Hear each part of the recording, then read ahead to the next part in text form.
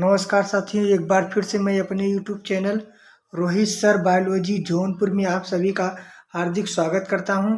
आज का जो टॉपिक है वह यौन संचारित रोग है। ये बहुत ही महत्वपूर्ण होने वाला टॉपिक है और ये कक्षा 10 और 12 दोनों के लिए बहुत ही महत्वपूर्ण है। आप लोग वीडियो के अंत तक बने रहिएगा।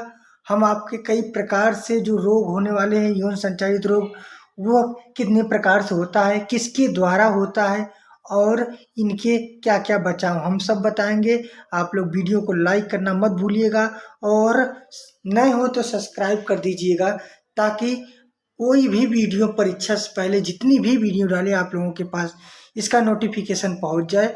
बहुत बहुत अच्छा टॉपिक लिए हैं, हमें उम्मीद होगा आप लोगों को जरूर समझ में आएगा। देखिए, पहला जो यौन संचारित रोग होते हैं, इसे इंग्लिश में हम लोग सेक्सुअली ट्रांसमिटेड डिजीज कहते हैं। यौन संचारित रोग को क्या बोलते हैं? सेक्सुअली ट्रांसमिटेड डिजीज कहते हैं। देखिए क्या होता है, मैथुन के समय यौन संबंधों द्वारा एक व्यक्ति से दूसरे व्यक्ति में संचारित रोग को संचरित रोग क्या बोलते हैं? संचारित रोग अथवा एसटीडी या फिर रजित रोग बोलते हैं।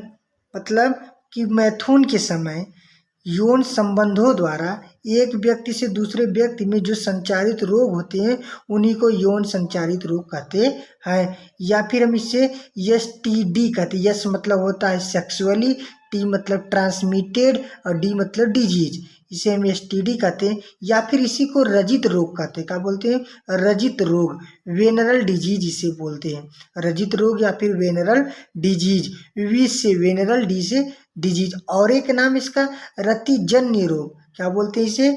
रतिजन्य रोग। सीधा सीधा हम क्या कहेंगे कि मैथुन के समय यौन का जो रोग होता है वह एक व्यक्ति से दूसरे व्यक्ति में फैलता है। ठीक है। इसके जो रोग हैं, इसके फैलने के कई प्रकार से ये फैलते हैं और ये रोग भी कई प्रकार से होते हैं। देखिए, प्रमुख यौन संचारित रोग और उनके रोग जनक, मतलब कि कौन कौन से यौन संचारित रोग हैं और उनके जनक क्या है। मतलब रोग क्या होता है कि वो बीमारी जो फैलाता है वो रोग हो जाता है, वो रोग होता है। जनक क्या होता है कि जिसके द्वारा यह रोग होता है उन्हीं को हम रोग जनक कहते हैं। एक और शब्द कहीं कहीं मिलता है कि रोग वाहक क्या होते हैं। मतलब कि रोगों को एक स्थान से दूसरे स्थान तक किसके द्वारा फैलता है, वो रोग वाहक होता है। और रोग को जो उत्पन्न होता है वो रोग जनक कहलाता है। मतलब हम बताएंगे कि यौन संचारित रोग कौन है और इसके जनक कौन कौन है। सबसे पहले बात करेंगे एड्स से। एड्स किसके कारण होता है? एचआईवी वायरस के कारण एड्स रोग होता है। फिर सुजाक या गोनोरिया रोग, ये किसके द्वारा होता है? नर्सेरिया गोनोरियाई नामक जीवाणु से होता है। सुजाक रोग किससे होता है? नर्सेरिया गोनोरियाई नामक जीवाणु से होता है। और होता तीसरा क्या है? सिफिलिस। सिफिलिस भी एक यौन संचारित रोग होता है जो ट्रेपोनेमा पैलिडम जीवाणु से होता है। ट्रेपोनेमा पैलिडम जीवाणु से होता है। अगला क्या है? जननांगों की हर्पिस। जननांगों की हर्पिस एक यौन संचारित रोग है जो किसके द्वारा आता है? सिम्प्लेक्स नामक वायरस के कारण होता है, जो सिम्प्लेक्स नामक वायरस के कारण होता है। फिर अगला है ट्राइकोमोनोएसिस। क्या होता है? ट्राइकोमोनोएसिस ये किसके द्वारा होता है? ये सूक्ष्म जीवों या फिर हम प्रोटोजोआ के कारण कह सकते हैं। किसके द्वारा होता है? प्रोटोजोआ के कारण ट्राइकोमोनिएसिस नामक यौन संचारित रोग होता है। अगला क्या है? क्लेमाइडिया। क्लेमाइडिया जो होता है ये भी रोग है जो ट्राइकोमोटिस नामक जीवाणु से होता है। ट्राइकोमोटिस नामक जीवाणु से होता है। अगला क्या है? जनन अंग पर मस्से एक रोग होता है, ये भी यौन संचारित रोग होता है। इसके हम बोलते हैं जनन अंग पर मस्से। ये किसके द्वारा होता है? एचपीवी वायरस के कारण, एचपी वायरस के द्वारा होता है। मतलब ह्यूमन पैथोलेमा वायरस के कारण जनन अंग पर मस्से होते हैं।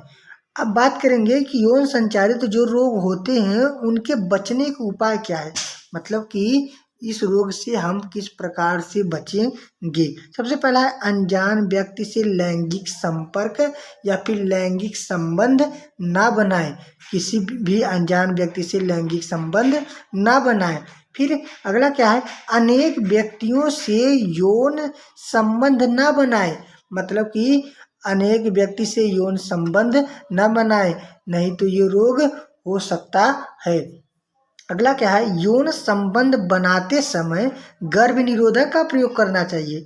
गर्भ निरोधक क्या होता है कि गर्भ मतलब कि गर्भ न हो, बच्चे का निर्माण न हो, या फिर इस रोग से कई प्रकार से जो रोग होते हैं, जैसे हम लोग पढ़ रहे हैं यौन संचारित रोग, ये रोग न हो, वह हमें गर्भ निरोधक जो होते हैं जैसे कंडोम का भी प्रयोग कर सकते हैं, या फिर स्त्रियों द्वारा जो लूप लगवाती हैं, कॉपर टी लगवाती हैं, उनके द्वारा भी हम रोगों से बच सकते हैं। फिर अगला क्या है, रोग का जो लक्षण दिखने पर तुरंत डॉक्टर से को उपचार कराएं। अगर हमें दिखाई पता चल गया कि रोग ये हो रहा है, या फिर रोग के कुछ ही लक्षण में दिखाई दिए, तो तुरंत हमें डॉक्टर से सलाह लेनी चाहिए या फिर उनसे उपचार करवाना चाहिए। अच्छे डॉक्टर को दिखाना चाहिए। झोला छाप जो होते हैं इनसे ना दिखाएं, नहीं तो आप जानते हैं इसका प्रभाव उल्टा पड़ता है। अगला क्या है, यौन संचारित रोग घातक भी हो सकते हैं। जो यौन संचारित रोग बताएं आपको, ये बहुत ही घातक हो सकते हैं। आपको समझ में आया होगा कि यौन संचारित रोग के बचने के उपाय क्या क्या हैं, और यौन संचारित रोग कौन कौन से हैं, इनके रोग जनक कौन कौन से हैं। फिर देख लीजिए, बहुत ही सरल भाषा में आप लोगों को समझाएं। हमें उम्मीद होगा कि आप लोगों को ये वीडियो जरूर समझ में आया होगा। आप लोग लाइक कमेंट जरूर करिएगा और दोस्तों तक शेयर कर दीजिएगा। बहुत ही सरल भाषा में समझाएं। आप लोग इसका स्क्रीनशॉट ले लीजिए। इसके बाद प्रमुख यौन संचारित रोग के जनक, रोग इनके जनक, इसका ले लीजिए। फिर इसके बाद जो इससे बचने के जो उपाय हैं, इनका भी आप स्क्रीनशॉट ले लीजिए। ठीक है, बहुत बहुत धन्यवाद, नमस्कार। अगला जो टॉपिक होगा वह बहुत ही जोरदार टॉपिक होगा, जैसे कि परिवार नियोजन। क्या होगा, परिवार नियोजन, फैमिली प्लानिंग। बहुत ही इंटरेस्टेड रहेगा, आप लोगों को जरूर समझ में आएगा। बहुत बहुत धन्यवाद, नमस्कार।